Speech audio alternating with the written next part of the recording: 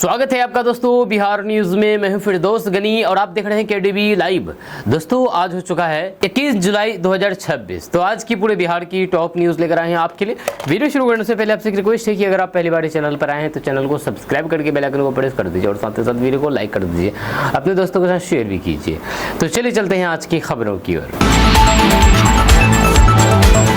दोस्तों आज बिहार न्यूज की शुरुआत सबसे पहले करेंगे कि बिहार कैबिनेट के 10 बड़े फैसले, सोशल मीडिया पर गाली गलौज अब पड़ सकती है भारी, गुंडा एक्ट के दायरे में आएंगे ऐसे पोस्ट। दरअसल बातें हैं कि बिहार कैबिनेट ने कई महत्वपूर्ण प्रस्ताव को मंजूरी दे दी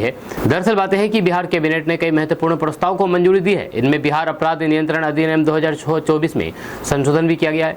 संशोधन के बाद सोशल मीडिया पर अभद्र, अश्लील, धमकी भरे या फिर कानून व्यवस्था प्रभावित करने वाले पोस्ट करने वाले के खिलाफ सख्त कार्रवाई की जाएगी।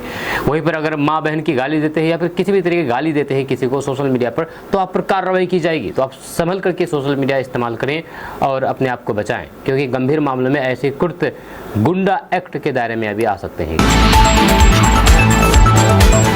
बिहार के युवाओं को विदेशों में मिलेगी नौकरी, कामगारों की सुरक्षा और प्रवासन के लिए सरकार ने बनाई योजना। दरअसल बातें हैं कि बिहार सरकार ने बिहार के युवाओं को विदेशों में सुरक्षित और फिर बेहतर रोजगार उपलब्ध कराने के लिए नई पहल शुरू की है। इसके तहत विदेश जाने वाले कामगारों के लिए सुरक्षित प्रवासन, कौशल विकास और प्रस्थान पूर्व प्रशिक्षण पर विशेष जोर दिया जाएगा, ताकि उन्हें विदेश में रोजगार के दौरान किसी प्रकार की परेशानी का सामना न करना पड़े। सरकार का उद्देश्य युवाओं को वैध माध्यमों से विदेशों में रोजगार दिलाना, फर्जी एजेंटों से बचाना और उन्हें आवश्यक कानूनी और फिर व्यवहारिक जानकारी उपलब्ध कराना है। इसके लिए प्रशिक्षण कार्यक्रम, जागरूकता अभियान और संबंधित संस्थानों के साथ समन्वय बनाया जाएगा, जिससे कामगार सुरक्षित तरीके से विदेश जाकर के रोजगार प्राप्त कर सकें। श्रम संसाधन विभाग का मानना है कि इस पहल से बिहार के युवाओं के लिए अंतर्राष्ट्रीय रोजगार के अवसर बढ़ेंगे, साथ ही विदेश जाने वाले कामगारों की सुरक्षा, अधिकारों की रक्षा और फिर बेहतर जीवन स्तर सुनिश्चित करने की भी मदद मिलेगी। बिहार में 18 जिलों के पासपोर्ट और डाकघरों को उड़ाने की धमकी, सुरक्षा एजेंसियां अलर्ट। जहां बिहार के 18 जिलों में स्थित पासपोर्ट कार्यालयों और फिर डाकघरों को ईमेल के जरिए उड़ाने की धमकी मिलने के बाद सुरक्षा एजेंसियां हाई अलर्ट पर है। धमकी मिलने के बाद संबंधित परिसरों को खाली कराया गया है। दस्ता तथा अन्य सुरक्षा एजेंसियों ने सघन तलाशी अभियान शुरू कर दिया है। साथ ही धमकी भरे ईमेल भेजने वालों की पहचान के लिए साइबर सेल जाँच में जुट गई है। प्रशासन ने सुरक्षा को देखते हुए सभी संवेदनशील परिसरों की निगरानी बढ़ा दी है। कई स्थानों पर डॉग स्क्वाड और बाकी कई सारी सुरक्षा टीम जांच की है। फिलहाल किसी भी स्थान से विस्फोटक सामग्री मिलने की आधिकारिक पुष्टि नहीं हुई है, लेकिन धमकी को गंभीरता से लेते हुए सभी आवश्यक एहतियाती कदम उठाए जा रहे हैं। पुलिस ने लोगों से अपील की है कि वे किसी भी तरह की अफवाह पर ध्यान न दें और संदिग्ध गतिविधियां देखने पर तुरंत पुलिस को सूचना दें। 129 साल पुराने जेल कानून की होगी विदाई, वनरक्षी भर्ती में पूर्व अग्निवीरों को 20% आरक्षण। दरअसल बात है कि बिहार सरकार ने राज्य की जेल व्यवस्था में बड़ा बदलाव करने का फैसला किया है। मंत्रिमंडल ने 129 साल पुराने जेल कानून की जगह अब बिहार कारा एवं सुधारात्मक सेवा विधेयक 2026 को मंजूरी दे दी है। नए कानून का उद्देश्य जेलों को केवल बंदियों को रखने का स्थान नहीं, बल्कि उनके सुधार, पुनर्वास और कौशल विकास के केंद्र के रूप में भी विकसित करना है। कैबिनेट ने बिहार और वन सेवा नियमावली 2026 को भी मंजूरी दे दी है। इसके तहत वन रक्षकों की सीधी भर्ती में पूर्व अग्निवीरों को 20% आरक्षण दिया जाएगा। सरकार का कहना है कि इससे प्रशिक्षित और फिर अनुशासित युवाओं को सरकारी सेवा में अवसर मिलेगा तथा वन विभाग को दक्ष मानव संसाधन प्राप्त होगा। इसके अलावा कैबिनेट बैठक में कई अन्य महत्वपूर्ण प्रस्ताव को भी मंजूरी दी गई है, जिनमें भागलपुर में कृत्रिम बुद्धिमत्ता एवं कंप्यूटर विज्ञान विश्वविद्यालय की स्थापना सहित विभिन्न विकास और कल्याणकारी योजनाएं शामिल है। मैं अनशन खत्म कर दूंगा, लेकिन सोनम वांगचुक की नई शर्तों ने खड़े कर दिए बड़े सवाल। अस्पताल से आए बयान ने बदला पूरा आंदोलन का रुख। दरअसल बात है कि लद्दाख के सामाजिक कार्यकर्ता सोनम वांगचुक के अनशन को लेकर के नया मोड़ सामने आया है। अस्पताल से जारी बयान में कहा गया है कि वे अनशन समाप्त करने को तैयार है, लेकिन इसके लिए सरकार की ओर से शिक्षा और आंदोलन से जुड़े मुद्दों पर स्पष्ट जवाबदेही और फिर ठोस आश्वासन जरूरी है। वांगचुक की ओर से रखी गई नई शर्तों के बाद आंदोलन की दिशा को लेकर के नई चर्चा शुरू हो गई है। उनके समर्थकों का कहना है कि केवल मौखिक आश्वासन नहीं, बल्कि सरकार की ओर से स्पष्ट और फिर लिखित प्रतिबद्धता मिलनी चाहिए, तभी आंदोलन को समाप्त करने पर विचार किया जाएगा। इस घटनाक्रम के बीच राजनीतिक और फिर सामाजिक हलकों में भी बहस तेज हो गई है, जहां अब सभी की नज़र सरकार की अगले प्रतिक्रिया और इस मुद्दे पर होने वाली संभावित बातचीत पर टिकी है, जिससे आंदोलन के भविष्य की दिशा तय हो सकती है। तुम मर जाओगे, मेरा क्या होगा? कैंसर पीड़ित पति को छोड़कर के पत्नी ने की दूसरी शादी, कोर्ट ने जारी किया वारंट। दरअसल मामला बिहार का नहीं बल्कि मध्य प्रदेश का है। मध्य प्रदेश के रतलाम में एक कैंसर पीड़ित युवक ने अपनी पत्नी पर बिना तलाक लिए दूसरी शादी करने का आरोप लगाया है। पति का कहना है कि बीमारी के दौरान पत्नी ने उसका साथ छोड़ दिया और दूसरी शादी कर ली। मामला अदालत पहुंचने के बाद कोर्ट ने महिला के खिलाफ गिरफ्तारी वारंट जारी कर दिया है। जब पीड़ित पति के अनुसार जब उसने पत्नी से अपने इलाज और फिर भविष्य की बात की तो फिर जवाब मिला कि तुम मर जाओगे तो फिर मेरा क्या होगा। उसके बाद दोनों के बीच विवाद बढ़ता गया। फैमिली कोर्ट में मामला चलने के दौरान कानूनी प्रक्रिया आगे बढ़ी और अब अदालत ने संबंधित कार्रवाई के आदेश दिए हैं। फिलहाल पुलिस कोर्ट के आदेश के अनुसार आगे की कार्रवाई में जुटी है। मामले की जांच जारी है और फिर कानूनी प्रक्रिया पूरी होने के बाद आगे का निर्णय अदालत के निर्देशों के अनुसार लिया जाएगा।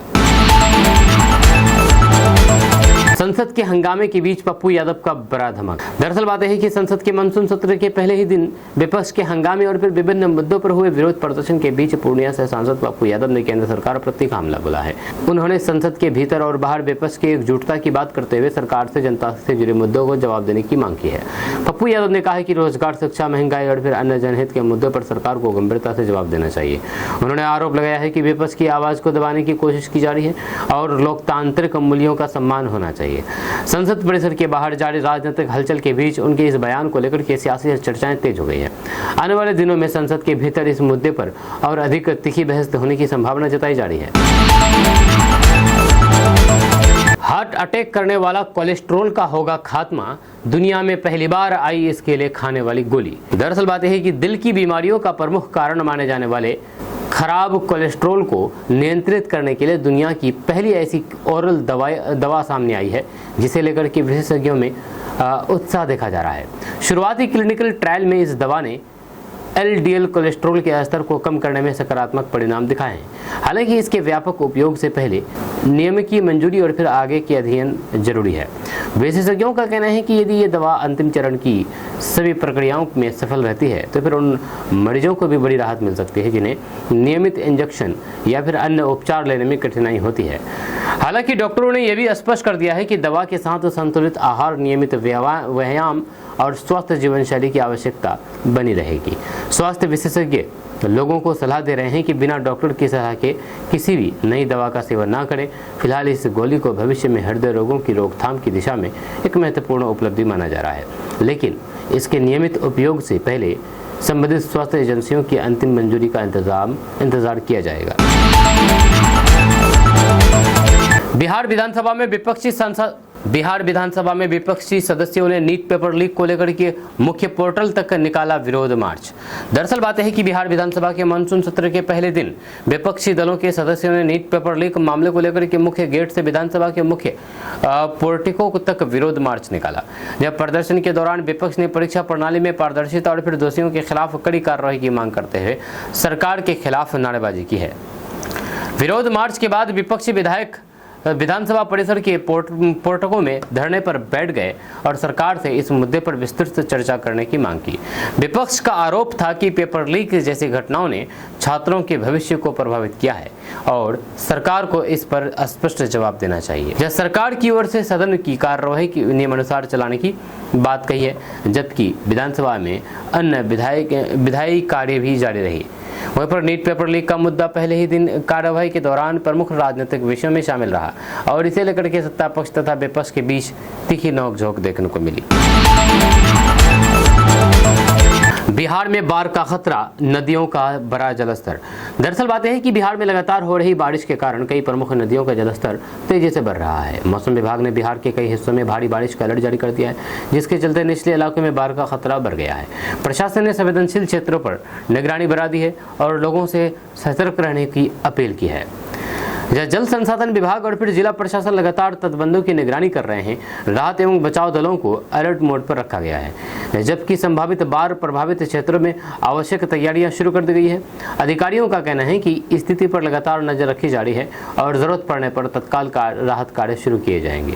प्रशासन ने लोगों से अपील की है कि वे नदी किनारे जाने से बचें, स्थानीय प्रशासन द्वारा जारी निर्देशों का पालन करें और फिर किसी भी आपात स्थिति में तुरंत संबंधित अधिकारियों को सूचना दें। मौसम विभाग के अनुसार अगले कुछ दिनों तक कई जिलों में भारी बारिश की संभावना बनी हुई है। बिहार में पंचायतों का फंड मैनेजमेंट होगा हाईटेक, हर एक पैसे के खर्च पर रखी जाएगी नजर, सरकार चुनेगी बैंकिंग पार्टनर। दरअसल बात है कि बिहार सरकार पंचायतों के फंड प्रबंधन को पूरी तरह से डिजिटल और हाईटेक बनाने की तैयारी में है। इसके तहत ग्राम पंचायत, पंचायत समिति और फिर जिला परिषद को मिलने वाली राशि की निगरानी के लिए एक सेंट्रलाइज्ड वेब आधारित डैशबोर्ड विकसित किया जाएगा, जिससे हर खर्च पर पटना से नजर रखी जा सकेगी। नई व्यवस्था के तहत सरकार एक या अधिक अनुसूचित वाणिज्यिक बैंकों को बैंकिंग पार्टनर के रूप में चुनेगी। इसका उद्देश्य फंड के उपयोग में पारदर्शिता बढ़ाना, वित्तीय लेन देन को सुरक्षित बनाना और विकास योजनाओं की प्रभावी मॉनिटरिंग सुनिश्चित करना है। सरकार का मानना है कि इस डिजिटल प्रणाली से पंचायत स्तर पर होने वाले खर्च की रियल टाइम निगरानी संभव होगी। इससे अनियमितताओं पर अंकुश लगेगा, योजनाओं के क्रियान्वयन में पारदर्शिता आएगी और फिर विकास कार्यों की गति भी तेज होगी। बिहार मानसून सत्र में तेजस्वी यादव गायब, बीजेपी के इस नेता ने बताया पार्ट टाइम पॉलिटिशियन। दरअसल बात है कि बिहार विधानसभा के मानसून सत्र के पहले दिन तेजस्वी यादव की गैर मौजूदगी को लेकर के सियासत तेज हो गई है। भाजपा नेताओं ने इस पर निशाना साधते हुए उन्हें पार्ट टाइम पॉलिटिशियन बताया और कहा है कि महत्वपूर्ण राजनीतिक अवसरों पर उनका सदन में मौजूद रहना जरूरी है। भाजपा का आरोप है कि जब विधानसभा में अहम विधेयकों और जनहित के मुद्दों पर चर्चा हो रही है, तब नेता प्रतिपक्ष का अनुपस्थित रहना जनता के प्रति उनकी जिम्मेदारी पर सवाल खड़े करती है। वहीं पर राजद की ओर से उनकी अनुपस्थिति को लेकर के अलग अलग कारण बताए गए हैं। तेजस्वी यादव की गैर मौजूदगी को लेकर के सत्ता पक्ष और फिर विपक्ष के बीच राजनीतिक बयानबाजी तेज हो गई है। सम्राट चौधरी बोले, बिहार में विकास के लिए पैसे की कोई कमी नहीं, हर महीने की 10 तारीख को आ रही है पेंशन। दरअसल बात है कि बिहार के मुख्यमंत्री सम्राट चौधरी ने कहा है कि बिहार के विकास कार्यों के लिए धन की कोई भी कमी नहीं है। उन्होंने एनडीए विधायकों से विकास की योजनाओं को तेजी से जनता तक पहुंचाने और फिर सरकार की उपलब्धियों को लोगों के बीच ले जाने का आह्वान किया है। मुख्यमंत्री सम्राट चौधरी ने कहा है कि राज्य सरकार सामाजिक सुरक्षा योजनाओं को प्राथमिकता दे रही है और हर महीने की 10 तारीख को पात्र लाभार्थियों के खाते में पेंशन राशि भेजी जा रही है। उन्होंने कहा है कि सरकार पारदर्शिता और फिर समयबद्ध तरीके से योजनाओं का लाभ लोगों तक पहुंचाने के लिए प्रतिबद्ध है।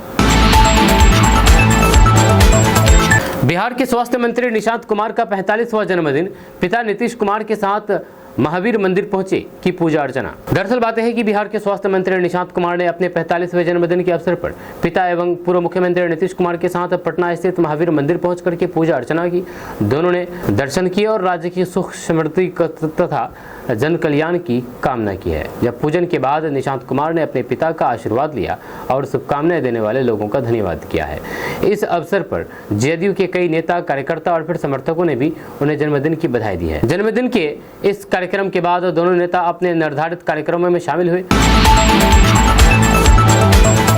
जंगल राज लौटने के डर से भाजपा को दिया वोट, अब कौन बनेगा बांकीपुर का बादशाह। दरअसल बात है कि पटना की बांकीपुर विधानसभा सीट पर चुनावी मुकाबला दिलचस्प होता जा रहा है। लंबे समय तक भाजपा का गढ़ माने जाने वाली इस सीट पर अब राजनीतिक समीकरण बदलते दिखाई दे रहे हैं। चुनावी चर्चा में कानून व्यवस्था, विकास और फिर स्थानीय मुद्दे प्रमुख बने हुए हैं। रिपोर्ट्स के अनुसार पहले कई मतदाताओं ने जंगल राज की वापसी की आशंका को देखते हुए भाजपा का समर्थन किया था, लेकिन इस बार नए राजनीतिक समीकरण और फिर उम्मीदवारों की सक्रियता से मुकाबला पहले से अधिक रोचक हो गया है। जब विभिन्न दल अपने अपने पक्ष में मतदाताओं को आकर्षित करने की कोशिश कर रहे हैं। अब सबकी नजर इस बात पर टिकी है कि बांकीपुर की जनता किसे अपना प्रतिनिधि चुनती है। चुनाव प्रचार तेज होने के साथ राजनीतिक दलों ने भी अपनी रणनीति मजबूत कर दी है, जिससे इस सीट का मुकाबला राज्य की सबसे चर्चित चुनावी लड़ाइयों में शामिल हो गया है। बांकीपुर उपचुनाव, पीके के समर्थन पर घिरे खेसारी लाल यादव।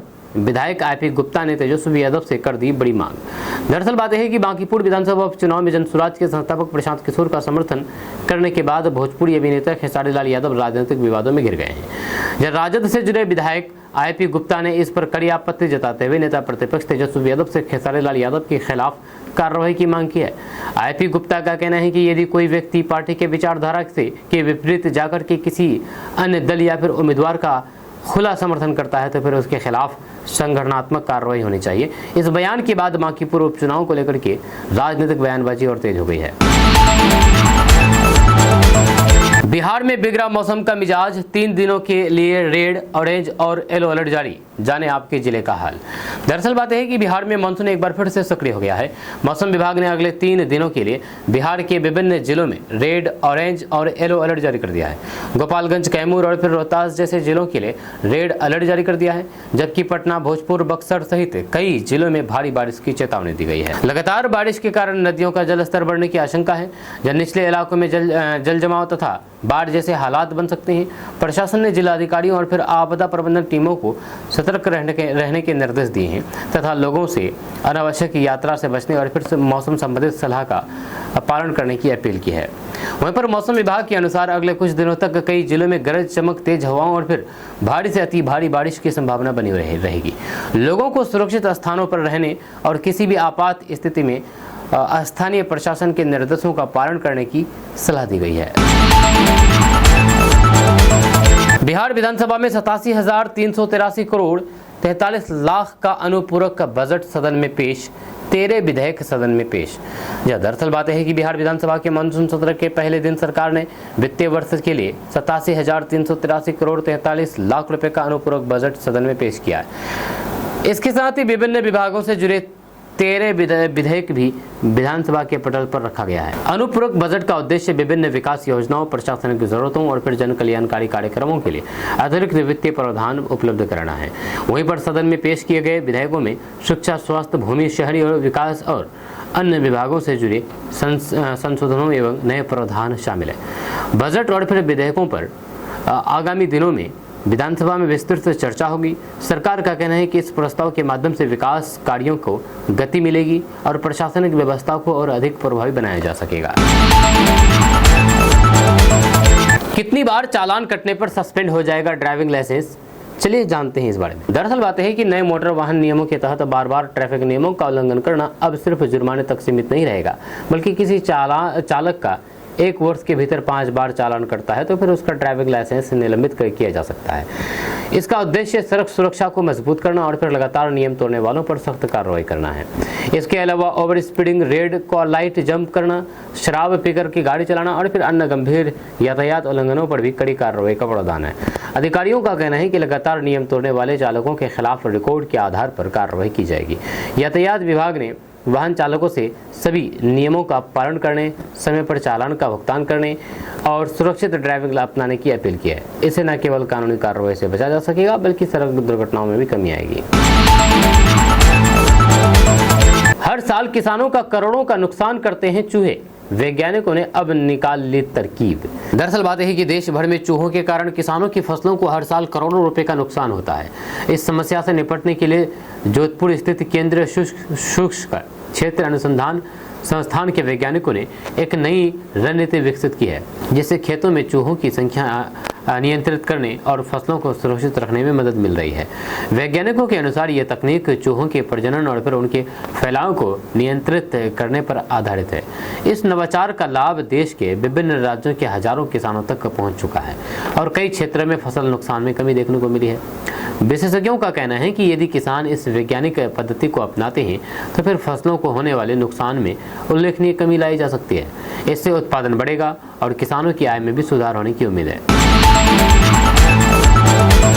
अब गांव में भी देना होगा टैक्स, बिहार के हर घर से होगी वसूली, देहात में भी रहना अब पड़ेगा महंगा। दरअसल बात है कि बिहार सरकार ने पंचायतों को स्थानीय स्तर पर टैक्स वसूलने का अधिकार देने की दिशा में बड़ा कदम उठाया है।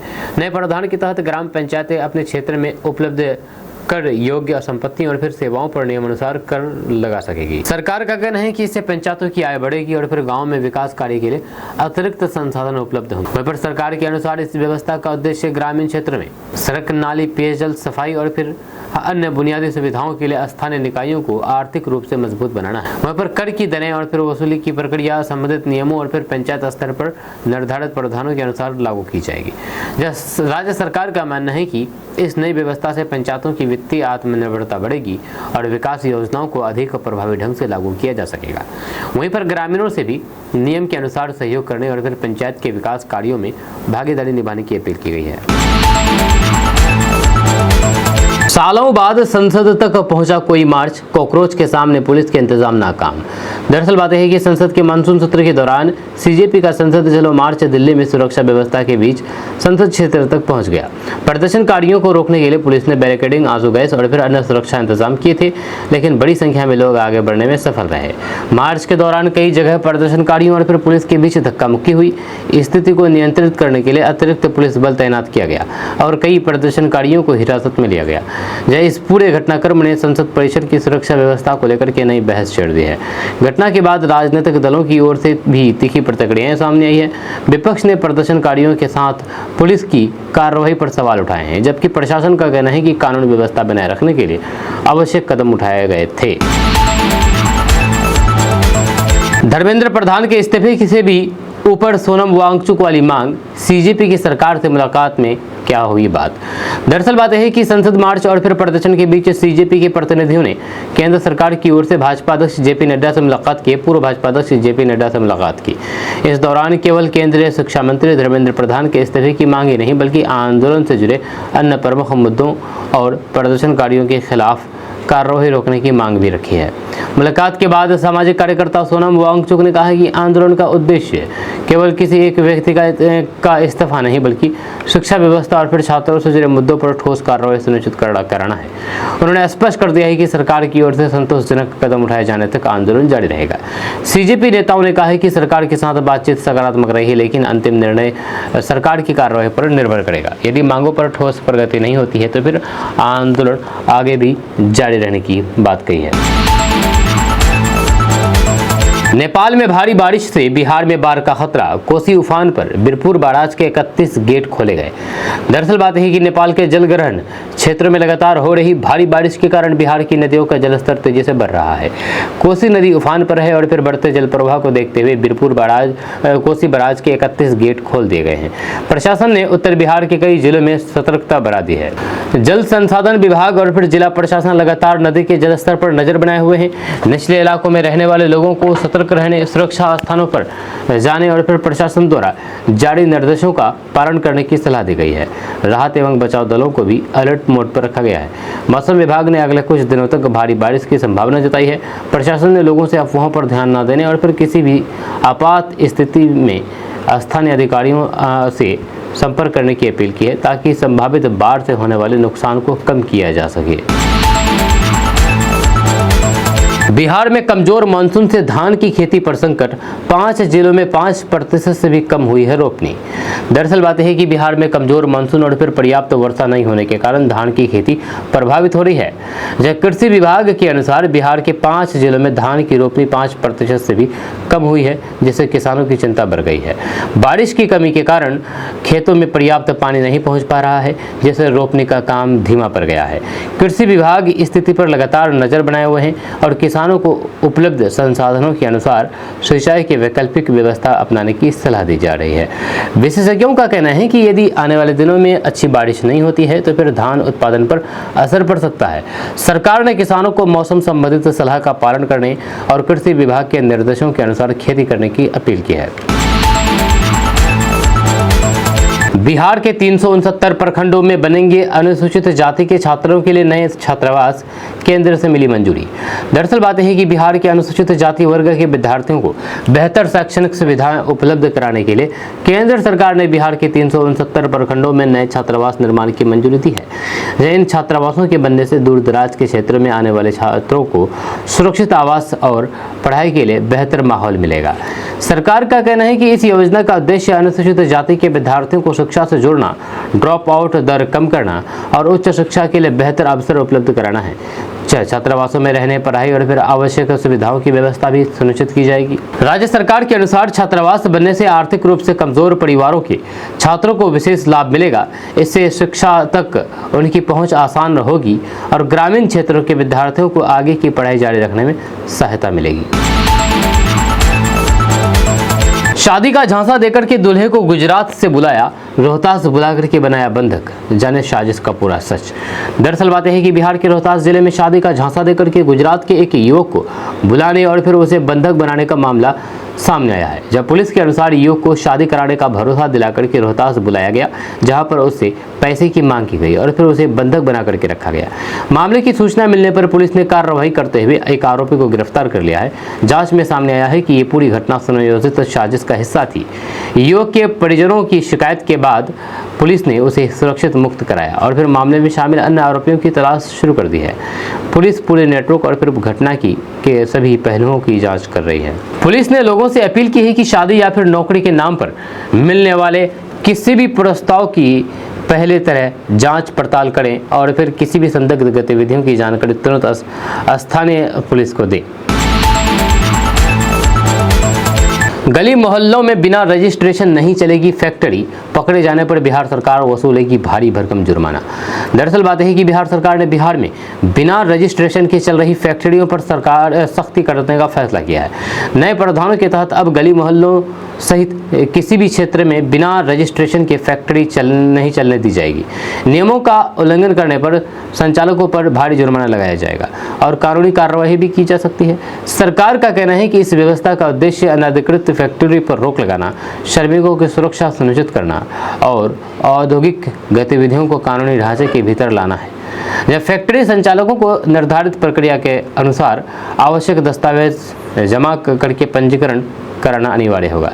श्रम विभाग ने सभी फैक्ट्री मालिकों से समय रहते रजिस्ट्रेशन कराने की अपील की है। सरकार का मानना है कि इस कदम से औद्योगिक क्षेत्र में पारदर्शिता बढ़ेगी, सुरक्षा मानकों का पालन सुनिश्चित होगा और अवैध रूप से संचालित इकाइयों पर प्रभावी नियंत्रण लगाया जा सकेगा। अमेरिका 400 तो भूटान 185 रुपये में पहुंचेगी राखी।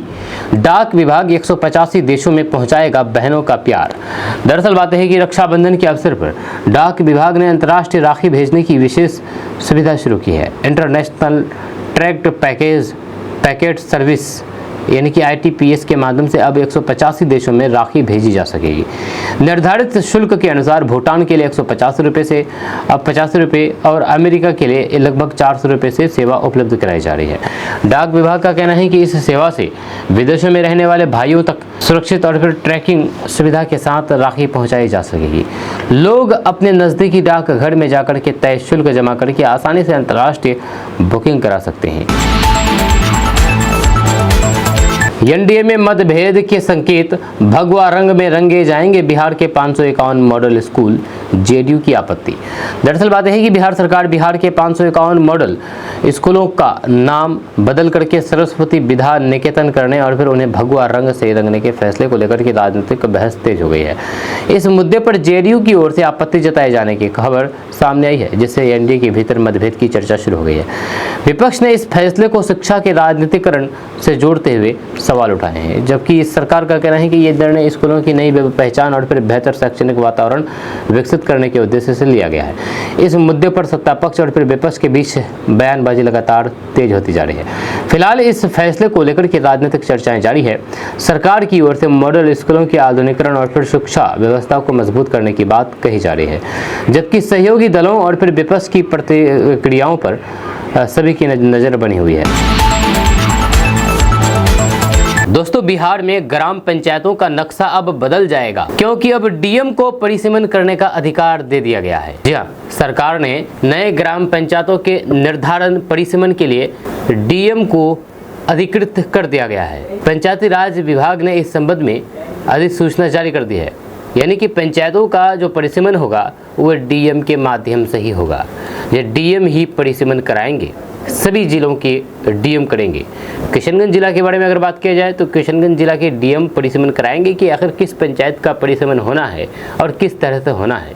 आदेश में राज्य निर्वाचन आयुक्त की निगरानी में जिलाधिकारी को यानी कि डीएम को प्रखंड स्तर पर ग्राम पंचायतों के परिसीमन के लिए अधिकृत किया गया है। अधिसूचना में स्पष्ट किया गया है कि 2011 की जनगणना के आंकड़ों के आधार पर नए ग्राम पंचायतों का गठन किया जाएगा। ग्राम पंचायत क्षेत्रों की घोषणा के लिए प्रखंड को इकाई के रूप में माना जाएगा। वहीं पर साथ ही ग्राम पंचायत क्षेत्र का निर्धारण प्रखंड के उत्तर पश्चिम से प्रारंभ होकर दक्षिण पूर्व में समाप्त होगा। किसी गांव को तब तक नहीं बांटा जाएगा जब तक उसमें 2 या फिर उससे अधिक ग्राम पंचायत क्षेत्र घोषित करना आवश्यक नहीं हो। अब सवाल है कि आखिर नए पंचायतों के नियम क्या होंगे। तो पंचायती राज विभाग के सचिव मनोज कुमार ने सोमवार को अधिसूचना जारी की। इसके साथ ही जिला परिषद, पंचायत समिति और वार्ड सदस्य के संबंध में भी अलग अलग अधिसूचना जारी की गई है। वहीं 1 से अधिक गांव वाले घोषित ग्राम पंचायत क्षेत्रों का मुख्यालय अधिक जनसंख्या वाले गांव में होगा, लेकिन उस क्षेत्र में SC, ST और फिर पिछड़ा वर्ग की संख्या कुल जनसंख्या की 50% से होगा। तो फिर मुख्यालय उस गांव में होगा जिसमें SC, ST और फिर पिछड़े वर्गों की संख्या का अनुपात सबसे अधिक होगा। जहाँ वहीं पर सड़क, रेल लाइन और फिर सार्वजनिक स्थानों को सीमा माना जाएगा। ग्राम पंचायत क्षेत्र का नाम उस गांव के नाम से घोषित किया जाएगा जिस गांव में ग्राम पंचायत का मुख्यालय होगा, लेकिन जहां पर एक गांव में 1 से अधिक ग्राम पंचायत क्षेत्र घोषित करना आवश्यक होगा, वहां संबंधित क्षेत्र की स्थिति की दिशा के साथ उसी ग्राम के नाम से घोषित किया जाएगा। पंचायत क्षेत्र की सीमा प्राकृतिक होगी। इसके अतिरिक्त सड़क, रेलवे लाइन और अन्य सार्वजनिक संस्थान जिससे स्पष्ट रूप से पहचाने जा सकने वाले स्थान को ही सीमा माना जा सकता है। आपका इसके बारे में क्या कहना है, नीचे कमेंट बॉक्स में कमेंट करके जरूर बताइएगा। दोस्तों, अगर आप सोशल मीडिया पर गाली गलौज करते हैं तो आपके ऊपर गुंडा एक्ट लगाया जाएगा। जहां सम्राट कैबिनेट की बैठक में ये नया कानून को मंजूरी दे दी है। इस कानून के तहत सोशल मीडिया पर गाली गलौज करना, किसी के साथ अभद्र व्यवहार करना सीधे आपको अपराधी बना सकता है। आपके ऊपर गुंडा एक्ट लग सकता है। जब बिहार में अब सोशल मीडिया पर मां, बहन, गाली गलौज, अभद्र भाषा या किसी व्यक्ति के खिलाफ अमर्यादित टिप्पणी करना बहुत महंगा पड़ सकता है। मुख्यमंत्री सम्राट चौधरी की अध्यक्षता में हुई राज्य मंत्रिमंडल की बैठक में बिहार अपराध नियंत्रण अधिनियम 2024 CCA में संशोधन के प्रस्ताव को मंजूरी दे दी गई है। सोशल मीडिया पर गाली गलौज करने वालों के खिलाफ गुंडा एक्ट यानी कि CCA लगाने के संबंधित प्रावधानों को कैबिनेट ने स्वीकृति प्रदान कर दी है। वहीं पर सरकार द्वारा प्रस्तावित संशोधन के अनुसार इंटरनेट और सोशल मीडिया प्लेटफॉर्म पर गाली गलौज करना, अशोभनीय भाषा का इस्तेमाल करना या फिर किसी व्यक्ति के खिलाफ आपत्तिजनक और अमर्यादित टिप्पणी करना अब बिहार अपराध नियंत्रण अधिनियम के दायरे में आ जाएगा। ऐसे मामलों में आरोपियों पर गुंडा एक्ट यानी कि CCA के तहत कार्रवाई की जाएगी। सरकार ने इस तरह के अपराधों के लिए 6 महीनों से लेकर के 1 वर्ष तक की सजा का प्रावधान करने का फैसला किया है। कैबिनेट ने परीक्षा प्रश्न पत्र लीक जैसे संगठित अपराधों को भी बिहार अपराध नियंत्रण अधिनियम के दायरे में शामिल करने का फैसला किया है। नए कानून के लागू होने के बाद पेपर लीक के आरोपियों के खिलाफ भी CCA के तहत कड़ी कार्रवाई की जा सकेगी। सरकार का मानना है कि प्रतियोगी परीक्षाओं में पेपर लीक की बढ़ती घटनाओं पर प्रभावी रोक लगाने के लिए कड़े कानूनी प्रावधान जरूरी है। वहीं पर सरकार का कहना है कि अपराध का स्वरूप तेजी से बदल रहा है। साइबर अपराध, सोशल मीडिया का दुरुपयोग और संगठित अपराधों में लगातार बढ़ोतरी हो रही है। इन्हीं चुनौतियों को देखते हुए बिहार अपराध नियंत्रण अधिनियम में संशोधन किया जा रहा है ताकि पुलिस और जांच एजेंसियों को ऐसे मामलों में प्रभावी कार्रवाई के लिए मजबूत कानूनी आधार मिल सके। आपका इसके बारे में क्या कहना है, नीचे कमेंट बॉक्स में कमेंट करके जरूर बताइए।